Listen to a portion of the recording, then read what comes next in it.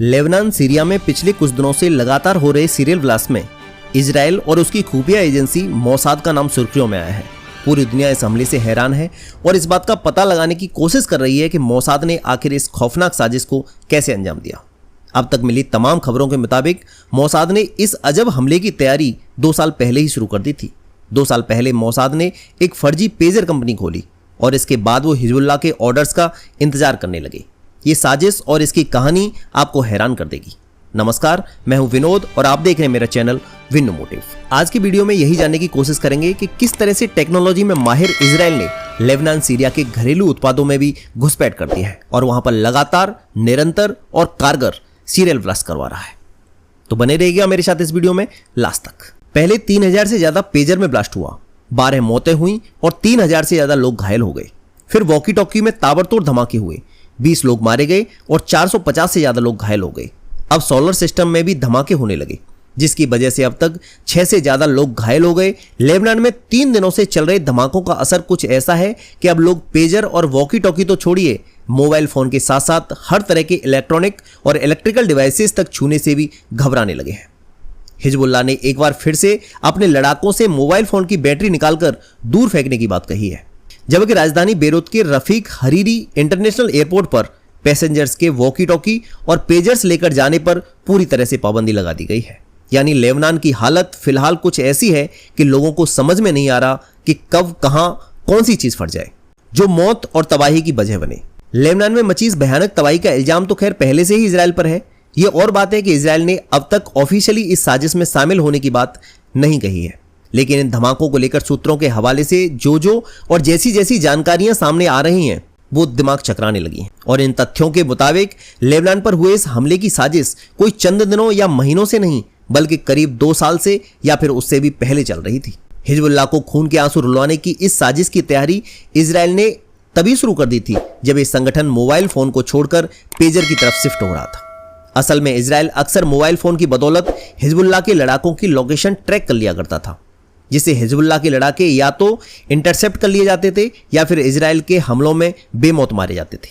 लिहाजा संगठन के मुखिया नसरुल्लाह ने अपने लड़ाकों के मोबाइल फोन की जगह पेजर और वॉकी टॉकी का इस्तेमाल करने की बात कहनी शुरू कर दी थी।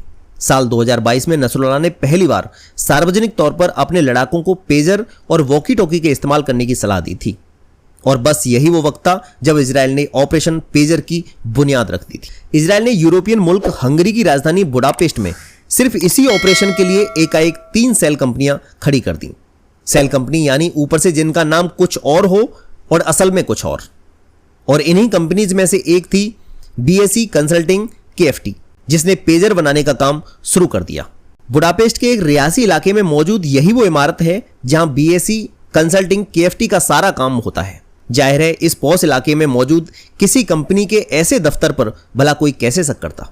आगे चलकर इसने दुनिया की सबसे बड़ी पेजर निर्माता कंपनी ताइवान की गोल्ड अपोलो से लॉन्ग टर्म पार्टनरशिप की और पेजर के साथ साथ वॉकी टॉकी जैसी डिवाइस बनाने की शुरुआत कर दी। यह कंपनी अपोलो गोल्ड के नाम से ही प्रोडक्शन करती थी।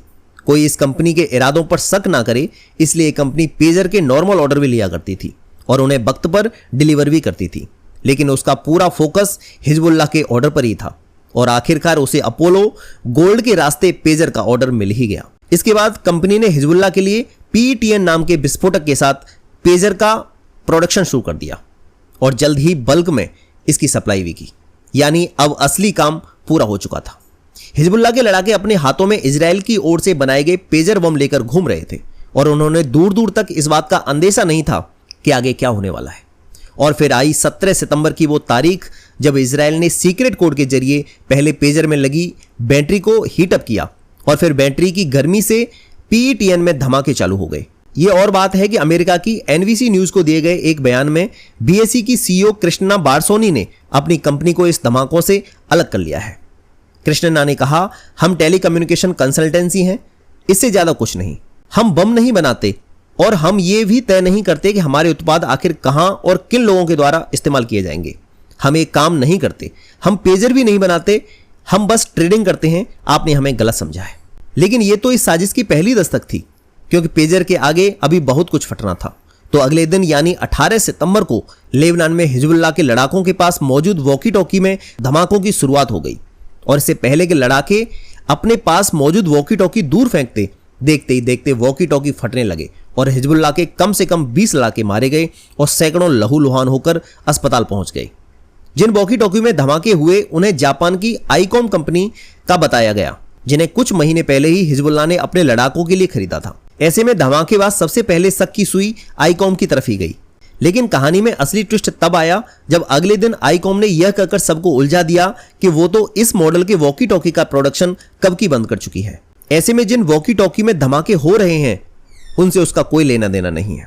आईकॉम ने कहा कि यह ICV82 एक हैंडहेल्ड रेडियो है जिसका उत्पादन और मिडिल ईस्ट में जिसका निर्यात साल 2004 से अक्टूबर 2014 तक किया गया। पिछले 10 सालों से ये बंद है और तब से हमारी कंपनी ने इसका कोई निर्यात नहीं किया है। अब वॉकी टॉकी बनाने वाली इस कंपनी के इस बयान ने हिजबुल्लाह को दोहरा झटका दिया। पहला झटका तो ब्लास्ट का ही था, दूसरा इस बात का कि इस साजिश की शुरुआत तक पहुंचने का सिरा ही नहीं मिल रहा था, क्योंकि अगर लेबनान में फटने वाले ये ICV82 वॉकी टॉकी आईकॉम ने नहीं बनाए हैं तो फिर सवाल उठता है कि आखिर ये वॉकी टॉकी कहां और किसने बनाई और इन्हें कैसे हिजबुल्लाह के लड़ाकों के हाथों तक पहुंचाया गया। जाहिर है अगर आईकॉम सच बोल रही है तो उसके ब्रांड नेम के साथ किसी और ने नकली वायरलेस सेट तैयार किए और खास तौर पर इसका मकसद हिजबुल्लाह को सबक सिखाने का ही था। हिजबुल्लाह और लेबनान के लोग अभी पेजर और वॉकी टॉकी के धमाकों से उबर पाते तब तक बुधवार को ही राजधानी बेरूत समेत देश के अलग अलग हिस्सों में मकानों दुकानों पर लगे सोलर पैनल्स में ब्लास्ट की शुरुआत हो गई। राजधानी बेरूत वो जगह है जहां सोलर पैनल का अच्छा खासा चलन है। ऐसे में इन धमाकों ने अब हिजबुल्लाह के लड़ाकों के साथ साथ आम लोगों को भी दहशत में डाल दिया है। लेबनान की नेशनल न्यूज एजेंसी NNA ने इन धमाकों की पुष्टि की है, लेकिन फिलहाल ये साफ नहीं है कि सोलर पैनल में ये धमाके भी डिवाइस के अंदर से ही ट्रिगर किए गए या फिर बाहर से। बुधवार को सोलर पैनल के साथ साथ बेरूत में कुछ फिंगरप्रिंट डिटेक्शन डिवाइसेस में भी धमाके हुए। इससे 60 से ज्यादा मकानों, 15 कारों और कई मोटर बाइक्स में आग लग गई। फिलहाल सोलर पैनल और फिंगरप्रिंट डिटेक्शन डिवाइसेस में आग लगने की वजह तो साफ नहीं है, लेकिन इन धमाकों को देखकर एक्सपर्ट्स का कहना है कि लेबनान में आने वाले तरह तरह के डिवाइसेस और गैजेट्स की सप्लाई चेन के साथ बड़े पैमाने पर छेड़छाड़ की गई है और ये धमाके इस बात का सबूत है। यानी एक के बाद एक धमाकों और साजिश के बावजूद साजिश के ओरिजिन यानी शुरुआत को लेकर रहस्य बरकरार है और इसी अफरा तफरी के बीच अब हिजबुल्लाह ने नए सिरे से इजराइल को सबक सिखाने की धमकी दी है और कुछ जगहों पर मिसाइल अटैक्स की भी शुरुआत हो चुकी है। देखना हुआ कि इस जंग का अंजाम क्या होता है। लगातार अपडेट के लिए चैनल को सब्सक्राइब करना न भूलें। मिलता हूं बहुत जल्द एक और नई अपडेट के साथ। तब तक के लिए thanks for watching. Thanks a lot.